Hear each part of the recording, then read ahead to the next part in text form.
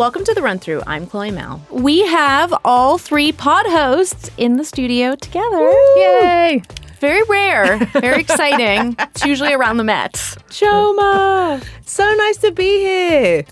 In person. Welcome to New York. Thanks. Welcome back. Thank you. Thank you. And we're back with another Ask Me Anything episode. We gathered questions from the Vogue app. Download it if you haven't yet. And also from students in Vogue Summer School, which is a 2-week intensive summer program for high school students that you might have seen on TikTok.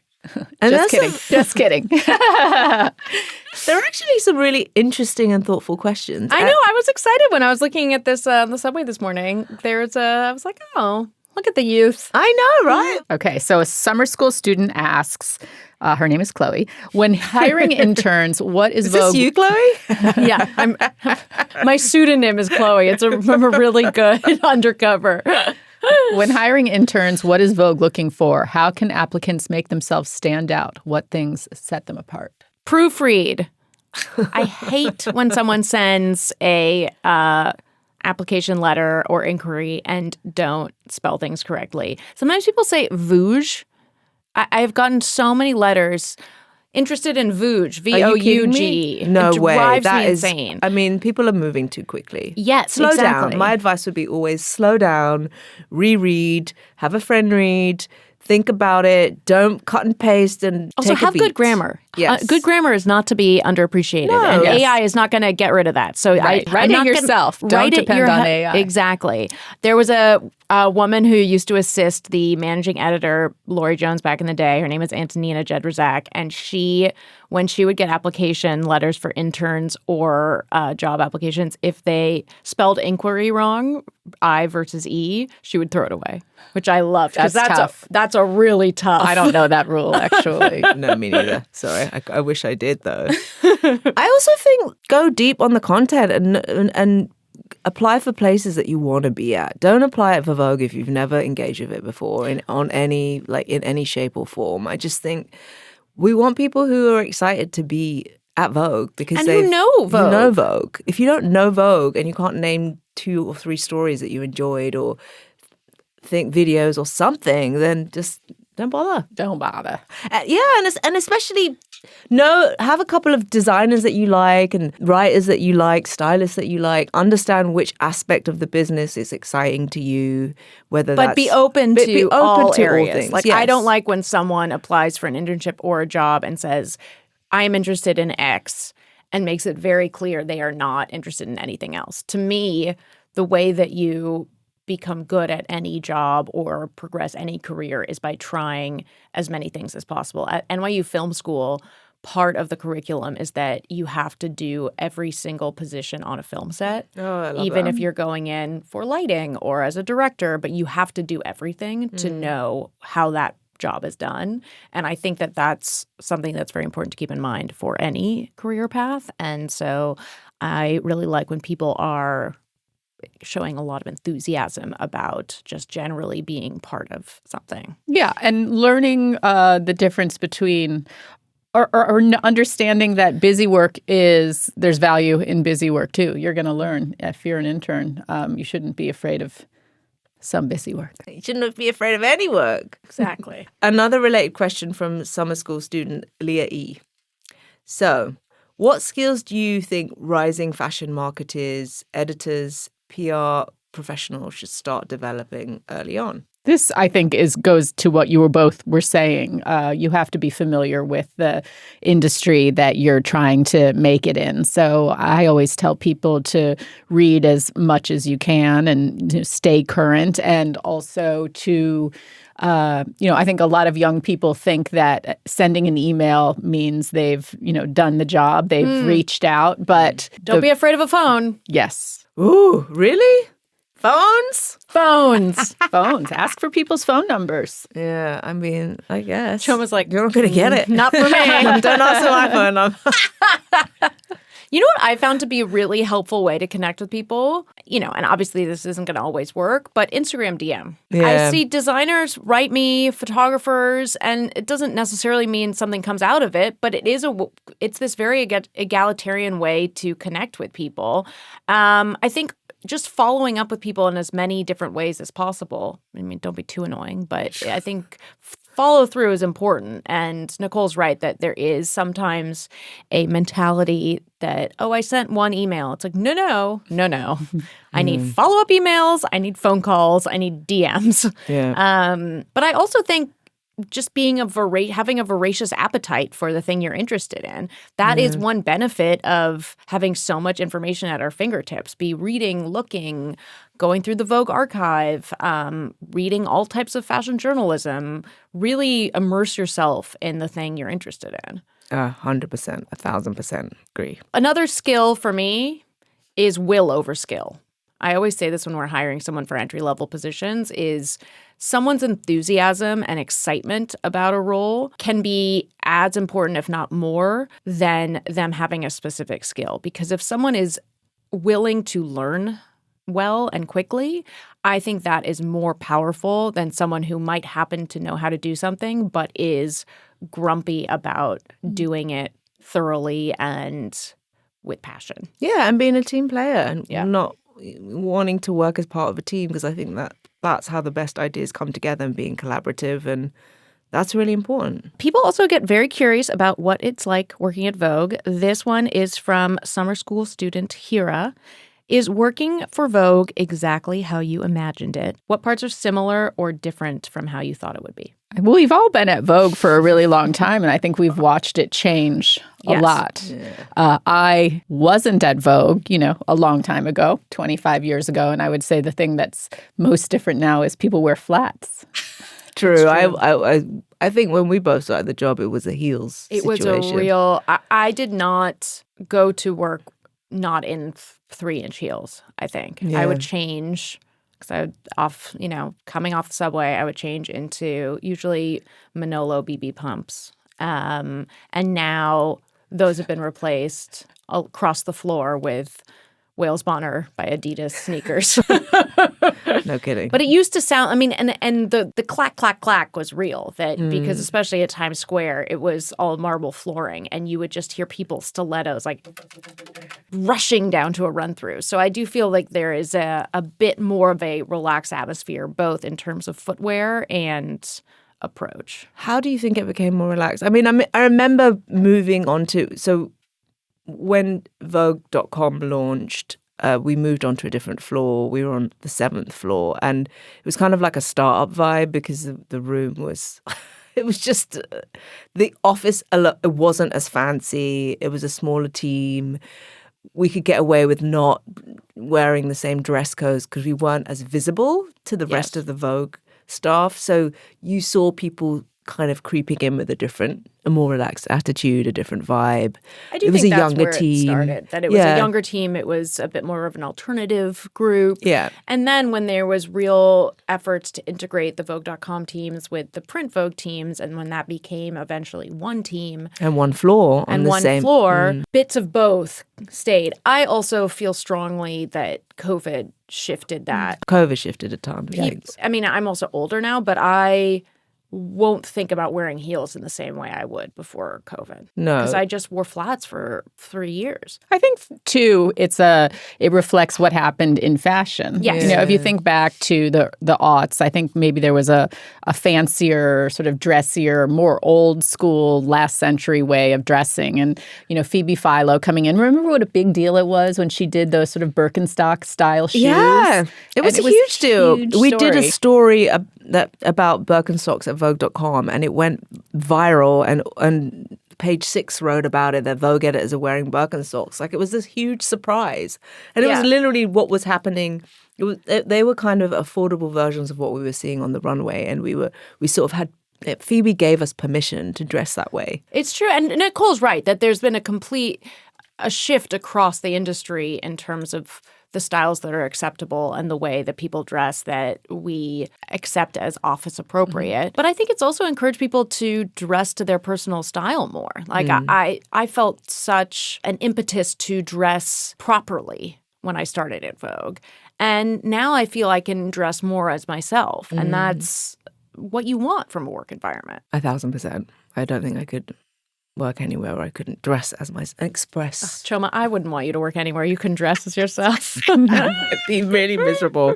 But also, I feel there is this perception of working at Vogue as very much like The Devil Wears Prada and the September issue, where people are quite serious all the time and rushing around and sort of frantic. And I feel that we have a lot of fun at Vogue now. I think that we have a lot more snacks than people think we have. That's true. I think that there's a parallel perception that Vogue editors are just sort of flouncing around all the time, going on press trips, going to appointments, and we are in the office all the time at our desks just banging things out. Like the people on our team work so hard. Yeah. And that I don't like when there's a perception that Vogue editors are just sort of globe-trotting. They're desk-bound. Literally.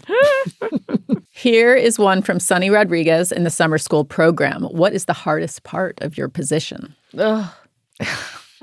Gosh. Nicole? Well, I prepared this one, and I would say it's managing 5 different incoming streams of communication. Yeah, it's true. I don't know why I told people to get people's phone numbers, because right now we're managing email, Slack, WhatsApp, texts, phone calls, and it's true. And if the powers that be have their way with that new CMS system, we'll be able to talk to each other inside the content planner. Oh no! I put my foot down. I'm not communicating via content planner. It's too many ways of communicating. I love Slack, and I find Slack really so efficient and freeing in many ways, but I do feel like I go through this mental checklist where it's my first line of defense is text, second is Slack, third is email, fourth is WhatsApp.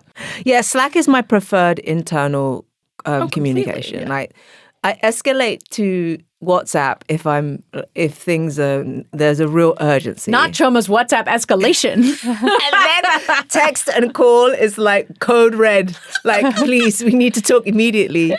Like, what's up? Like, what's going on? Or I'll text if it's something more kind of just for my friends or people I know. Like you guys, I'll text and be like, hey, da, da, da, da. Or like gossip or something that I maybe, that's a bit more spicy. Where's Dario going? Yeah, I don't want that on a company email. I also find that challenging. I feel But you have inbox zero. Like, how do you manage that? Like, can we break I delete a lot, and I have a lot of starred emails, but I just don't have any unread because it makes me... Still. That's incredible. My inbox is just remarkable. Literally. It just gives me anxiety. Yeah. And I find it soothing to just delete and sort.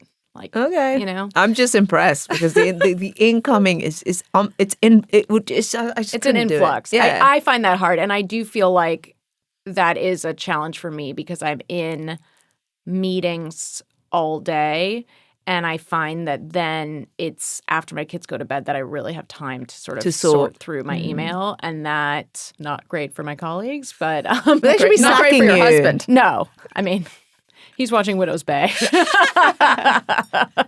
Yeah, that I find hard. I find managing people in a way that is empathetic and attentive, but also providing boundaries to be a challenge that I continue to work through.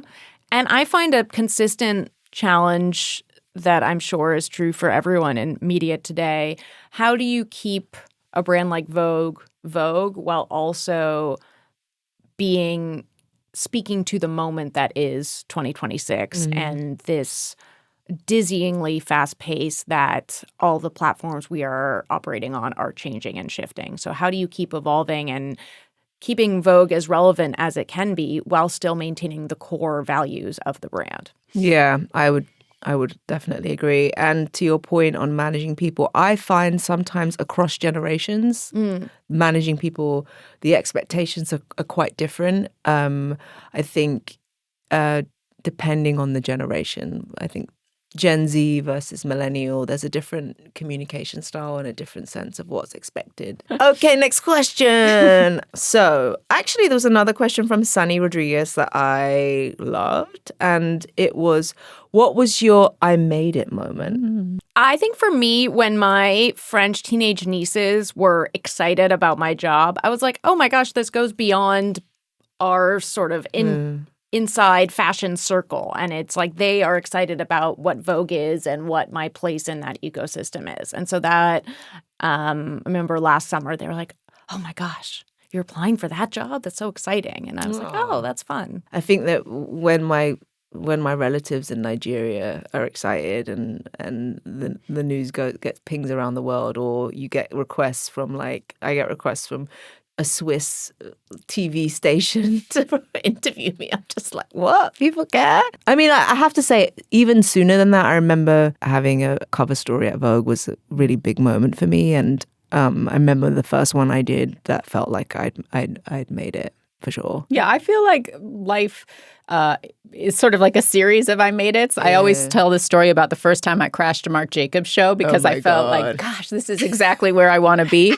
But, another one is probably going to the shows. And, sometimes young people will come up to you and they'll say, oh, I love to read your reviews. And that always, when that first happened, I remember being like startled by it. And so when young people talk to you, I find that to be the most redemptive, and it's so exciting. Like a FIT student stopped me on 23rd Street the other day and was like, I love what Vogue's doing. I'm so into it right now. And it was so charming. And like that's what you want, is you want a young fashion student to be excited by Vogue.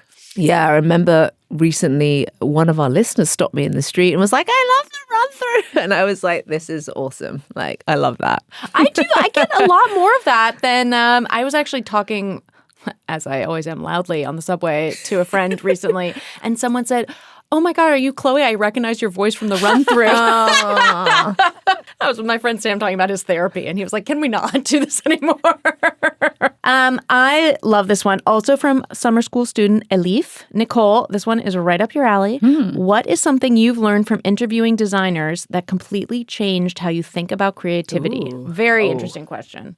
Yes, I struggled to come up with something concise about this, so I decided to offer a cautionary tale, which is to be creative. I think you have to hold on to that instinct that made you want to create in the beginning. Basically, in the simplest terms, it's sort of like stay connected to the street. If you're making fashion, you need to see how people are wearing clothes, and you can't really do that in an ivory tower. And I think that, fashion, as designers become more and more successful, it drives them into those ivory towers a lot. It's also very comfortable in the ivory tower. And so, I just think that it pays for people to, go out there, go for walks, do some serious people watching. Get on the subway. Yeah. I also feel like, for me, it was a conversation I had with Virgil Abloh about staying connected to your childlike self. And I think that's something that he was always able to do. And there was an innocence and a sense of levity to his work and a sense of wonder. And I think similarly, not being jaded and looking at things with fresh eyes. And if you can, as if you were looking at something for the first time. And that sense of wonder was really something that stayed with me in my conversations with him over the years. That's a good one. I would say something similar, which is, even as recently as meeting with Mathieu Blaze before the couture show, the way that he talks about his work and his role at Chanel, it is like a kid in a candy store. And there is such a gratitude and delight to be doing what he's doing. And I think that you feel that at the show, in the work. And I think that it was a powerful reminder of how important that sensibility is to permeate everything that you're doing. All right, here's another one. Which designer, living or no longer living, would you like to have dinner with, and what would you ask them? I was thinking about this one, and it also is connected to my previous answer, but I love the idea of how you pass on the heritage of a fashion house. And so I would be very interested in a dinner with Coco Chanel, Karl Lagerfeld, and Mathieu Blaze. Oh. At Rue Cambon. That would be amazing. Yes. Yeah, I'd love that. And I would ask Mrs. Coco Chanel what she thought about the recent Charvet purchase. Yes. And what she'd be doing with Charvet shirts for Chanel. I'd love to be at like a dinner party with Yves Saint Laurent in Marrakesh. Boom. Ooh, yes. Yes. That's where I would love to. It's a mint tea. Yeah, it's a mint tea, Yves Klein Blue. some throws. Jardin Majorelle. Yes, exactly. And I will say Martin Margiela and Helmut Lang, just because love. two massively influential designers who walked away at the peak. And I just find that a fascinating choice. And I wonder, what they say about it now that they've both sort of been out of fashion for 20 years. And yet they're like on the tip of everyone's tongues all the time. Okay, so here's another one from the Vogue app. Other than Vogue, where do you find content about fashion history? Any specific books, films, creators that you'd recommend? That's a good question. Well, please come to my office where I have, I think, 200 fashion Phelps books. Library of Fashion. Book. Tiny office, many books. Tiny office. There's not that many good fashion movies. That we're always complaining that Hollywood gets fashion so wrong. But it was very exciting to see this news. I think it was last week or the week before that Janus Films has, I guess, purchased the rights to re-release Unzipped, the 1995 Isaac Mizrahi documentary, which was my gateway drug to fashion.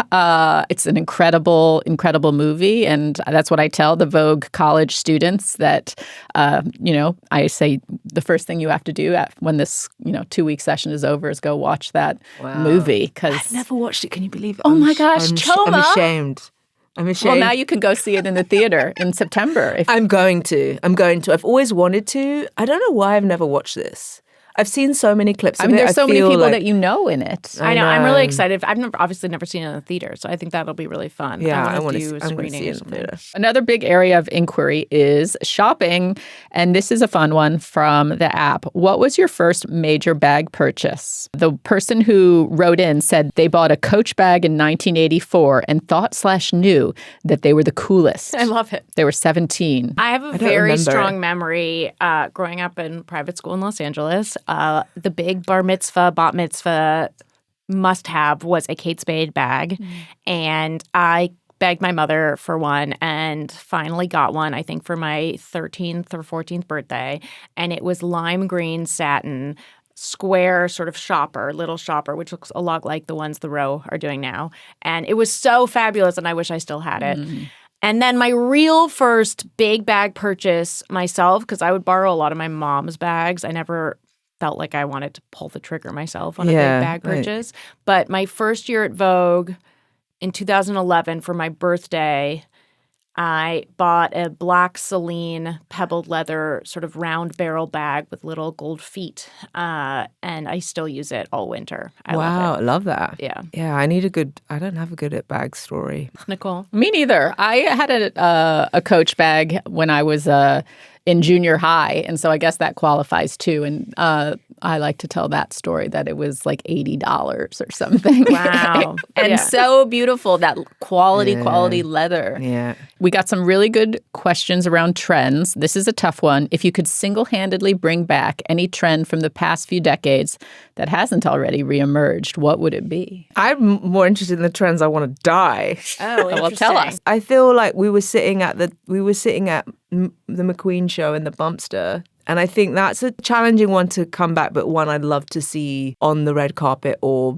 brought back by someone fabulous. I'd love to see the Josephine Empire waist really take over for evening wear. So flattering. Yeah, it's true. I've been loving the drop waist, actually, a lot. I do love a drop waist. I'm glad that that's come back. Gosh, I don't know. I think when I saw this question, I just thought, trends, they come back. They just recycle. And so it's hard to think of something that we haven't really seen come back over this is a and good over again. addendum question, which is how do trends work? How does an editor decide, this is trendy? Is there a pattern? That comes from a summer school student. We're not just picking things out of thin air unless you're someone like Chioma who has an innate sense of style. Exactly. Chioma is making and breaking trends. She is.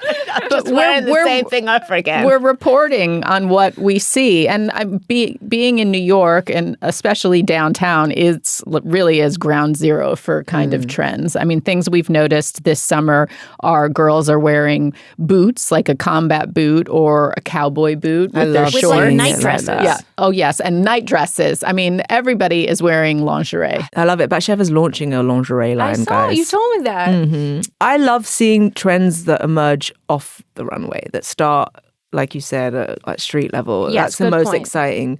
And then they tend to trickle onto the runway in a way that's like, oh, like this is really zeitgeisty. It feels really exciting to see that It's happen. also fun to see the reverse, like, again, with Metro Blase, but he told me and Anna that a big I made it moment for him recently was he was helping his sister move apartments, and they walked outside, and there were two young women who seemed like students who had made their own version of his drop waist belted dress by sort of cutting a skirt and putting a belt through it. And it was very clearly inspired by his collection. And that's amazing. Yeah, it is really cool. It's DIY cool. Chanel. Ladies, thank you so much for joining me in the studio today. We love to be in person talking about trends.